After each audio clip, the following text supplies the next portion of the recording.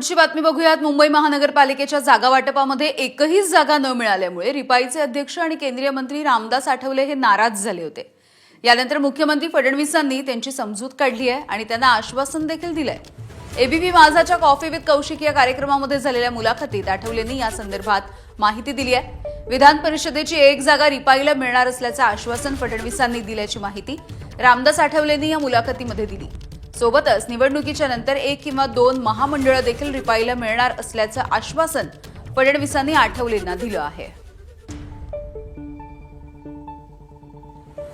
देवेंद्र फडणवीस साहेबांसोबत चर्चा झाली, मग त्यांनी सांगितलं की तुम्हाला एवढेला नक्कीच मी एक एमएलसी देणार।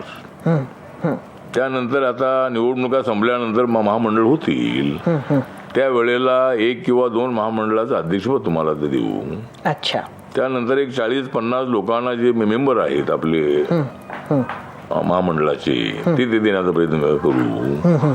त्यानंतर महापालिकेमध्ये एक किंवा दोन ऑप्शन मेंबर घेऊ। अच्छा, त्यानंतर महानगरपालिकेच्या बेस्टची कमिटी आहे, शिक्षण कमिटी आहे, बाकीच्या काही कमिटी आहेत, त्या कमिट्यावरती सुद्धा काही सदस्य आपण घेऊ।